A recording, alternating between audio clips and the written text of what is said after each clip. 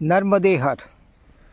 তো 15ই জানুয়ারি তো রাত্রিবেলা ওই ভিলট বাবা মন্দিরে কাটলো, না খেয়ে দিয়েই কাটলো, প্রচণ্ড খিদে পেয়ে গেল। তো পরদিন সকালে ওখানেই প্রাতঃকৃত্য সেরে পথের ধারে ওখানেই থেকে রওনা হয়ে গেলাম গুটিয়ে বাটিয়ে হয়ে। তারপর বেশ কিছু দূর গিয়ে একটা আশ্রম পড়লো যেখানে চান করার সুবিধা ছিল। তো সেখানে সেই আশ্রমটিতে চান করলাম, একটু চিড়িয়ে বালভোগ নিলাম, নিয়ে এগিয়ে চললাম, গিয়ে অঞ্জড় পড়লো। তো অঞ্জড় একটা বড় শহর। তো অঞ্জড়ের ওখানে যে বিশ্ববিদ্যালয় ছিল, মহাবিদ্যালয় ছিল, কিছুক্ষণ সেখানে বিশ্রাম নিয়ে তারপরে অঞ্জড় শহরে ওর ভিতরে ছিল মনোকামনেশ্বর মহাদেব মন্দির।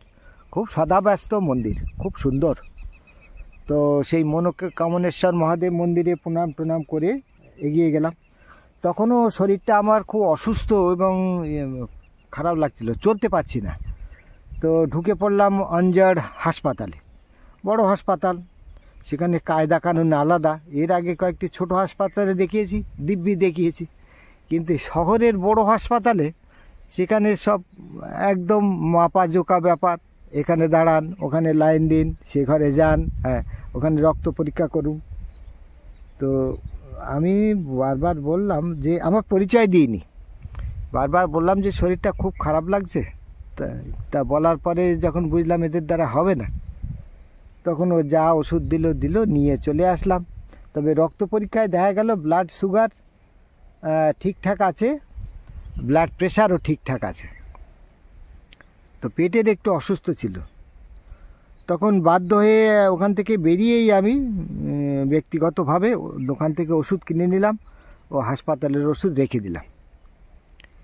তো এই গেল দুপুরের মধ্যের ব্যাপার।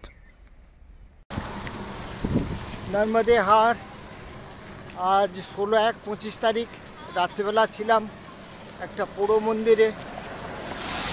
পোড়ো মন্দির নয়, মানে খোলা, কেউ থাকে না মন্দিরটাতে, কিন্তু ভিলটদেব মন্দির। তো সেখানে সারা রাত একটু শরীরটা অসুস্থও ছিল, খাবার দাবার কিছু আর বিশেষ খাইনি, শুকনো চিড়ে ভিজিয়ে খেয়েছি, আর একটু টুকটাক ফল ছিল কালকে কিনেছিলাম, সেটুকু। আর সকালে শরীরটা অনেক ভালো লাগছে, একটু দেরি করেই পথে নামলাম। ঠান্ডা একবারেই নেই, সুতরাং হালকা পোশাক পরে চলেছি।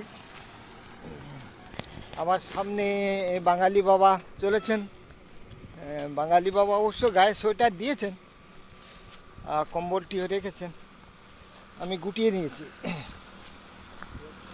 সুন্দর রাত কাটলো বাবা ভিলট দেবের কাছে। যা স্থানটি বেশ গরম, ঢাকাঢাকি দেওয়া ছিল।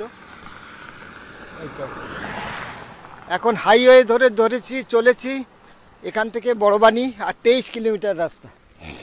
তো আজকেই পৌঁছে যাওয়ার ইচ্ছা, দেখি শরীর কতটা সাথ দেয়। শরীর সাথ দিলে অবশ্যই আজকে এই রাস্তাটা পার হয়ে যাব। মাঝে মধ্যে এইরকম বিশাল বাবলা গাছের ঝাড়ি, পরিত্যক্ত জায়গা, যেখানে বাবলা গাছের ঝাড়ি সে মারাত্মক। এটা সাধারণ আমরা যে বাবলা গাছ দেখি সেরকম নয়, এগুলো কাঁটাগুলো অনেকটা পেরেকের মতো, মারাত্মক।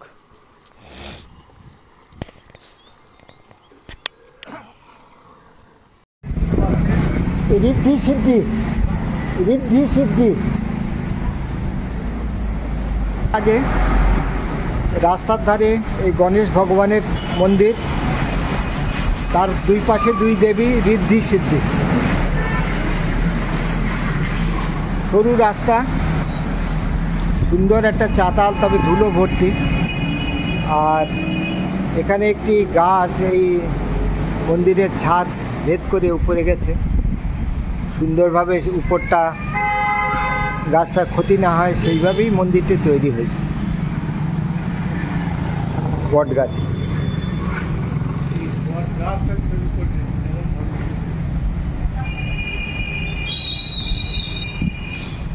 ভারী সুন্দর দেবস্থানটি।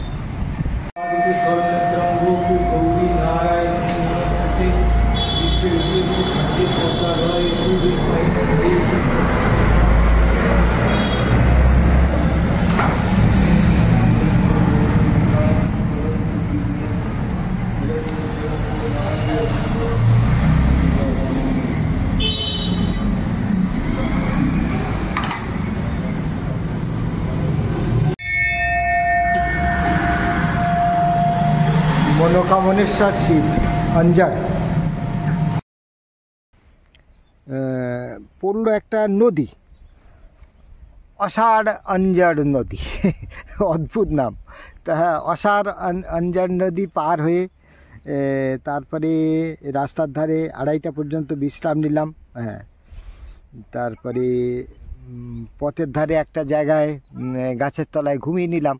বাঙালি সাধুর অভ্যাস আছে রাস্তার ধারে বেশ দিব্যি ঘুমাতে পারে। তো সেই ছেলেটি ছিল, হ্যাঁ, তো সেই ছেলেটি থাকাতে আমার সুবিধা হলো, রাস্তার ধারে ঘুমিয়ে নিলাম। তারপরে সন্ধ্যের একটু আগে গেলাম দোলুন গ্রাম পঞ্চায়েত বলে একটা গ্রাম পঞ্চায়েত ছিল, সেই পঞ্চায়েত পরিচালিত একটি আশ্রম ছিল। তো এই আশ্রমে রাত কাটিয়েছিলাম। তা এই আশ্রমটির বৈশিষ্ট্য হলো আদিবাসী এলাকা, তো অনেক ছোট ছোট বাচ্চা ছেলে মেয়ে সব চলে আসলো দলে দলে।